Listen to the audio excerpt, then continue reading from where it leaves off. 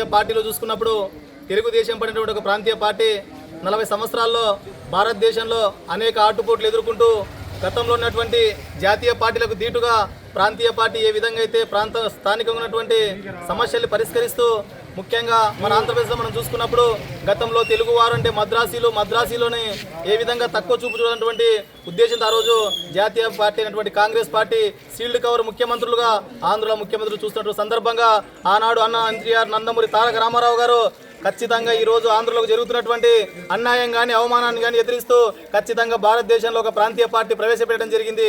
అదే తెలుగుదేశం. ఈరోజు తెలుగుదేశం పార్టీ మనం చూసుకున్నప్పుడు దాని ఆవిర్భావం నుంచి ఇప్పటిదాకా మనం చూసుకున్నప్పుడు అనేక ఆటుపోట్లు.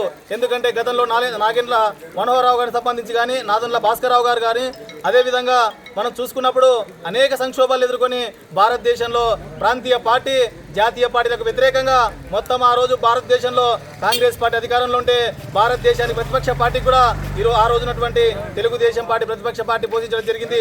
కాబట్టి ఇప్పుడు మనం చూసుకున్నప్పుడు ఆ రోజు ఎన్టీఆర్ ప్రవేశపెట్టినటువంటి తెలుగుదేశం పార్టీ ఈ రోజు అనేక సంస్కరణలు తీసుకొస్తూ భారతదేశంలో మాండలిక వ్యవస్థ కానీ అదేవిధంగా మూడంచెల రాజకీయ వ్యవస్థను కానీ తీసుకొచ్చి పేద బడుగు బలహీన వర్గాలకు సాగునీటితో పాటు తాగునీరు అదేవిధంగా ఇంట్లో సంబంధించిన అన్ని రంగాలు కూడా తెలుగుదేశం పార్టీ ఈరోజు భారతదేశంలో చూసుకున్నప్పుడు ఒక ప్రాంతీయ పార్టీకి ఈరోజు 44 సంవత్సరాల సుదీర్ఘమైనటువంటి తన ప్రస్థానాన్ని ఈరోజు కొనసాగిస్తుంది.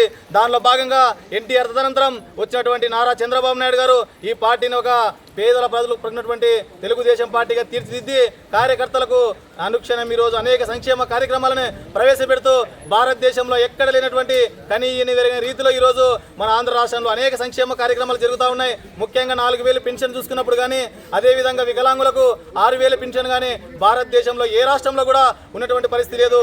కాబట్టి ఇప్పటికైనా మనం తెలియజేస్తా ఉన్నాం, ఈరోజు తెలుగుదేశం పార్టీ ప్రాంతీయ పార్టీ ప్రపంచంలోనే ఎక్కడ కూడా 1 కోటి మంది సభ్యత్వం ఉన్నటువంటి ప్రాంతీయ పార్టీ ప్రపంచంలోనే ఎక్కడ లేనటువంటి విషయాన్ని సందర్భంగా తెలియజేస్తా ఉన్నాం. కాబట్టి ఈరోజు ఐటీ కానీ సాగునీరు కానీ ఈరోజు అన్ని రంగాల్లో కూడా ఈరోజు తెలుగుదేశం పార్టీ ఈరోజు భారతదేశంలో ముంజెందులో ఉందంటే అది ఒక ఎన్టీఆర్ స్థాపించినటువంటి తెలుగుదేశం పార్టీ.